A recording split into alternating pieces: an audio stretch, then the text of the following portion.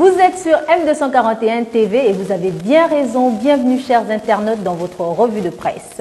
Un tour d'horizon de l'actualité que nous ouvrons en parlant d'infrastructures routières avec la une du quotidien national qui fait valoir le nouveau pont de Nzengayong ouvert à la circulation hier.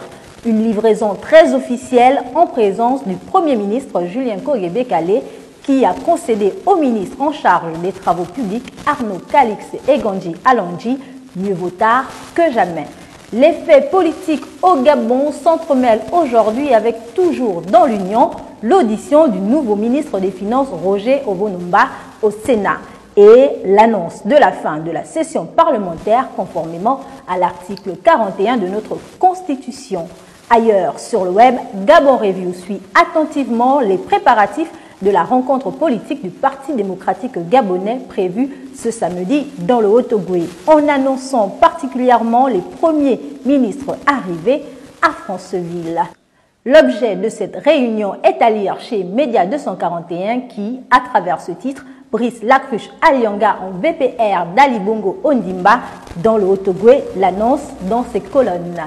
La Concorde en kiosque ce matin consacre sa une à deux faits majeurs de l'actualité nationale, la lutte contre la corruption avec ce léger esprit critique sur le chemin à parcourir pour en venir à bout de ce fléau. Et à propos de la crise à la CNSS, la Concorde se met en quête de la petite bête à travers cette interrogation qui en veut à la tête du docteur Nicole Asseli. À la une, le Banja également au kiosque ce matin, puis des 33 millions de francs CFA destinés aux équipements du service d'orthopédie traumatologie du CHU d'Ovendo, une sombre affaire d'argent introuvable qui semble troubler la sérénité de ce service. L'article est signé Roll Filbris.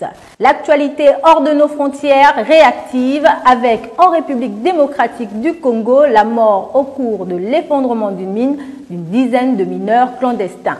Le drame s'est produit hier jeudi dans la mine à ciel ouvert de Kolwezi, située dans la province de Lualaba au sud-est, où les recherches encore aujourd'hui se poursuivent pour retrouver les survivants. C'est ici que s'achève notre revue de presse. Merci à tous de l'avoir suivi. À vos kiosques.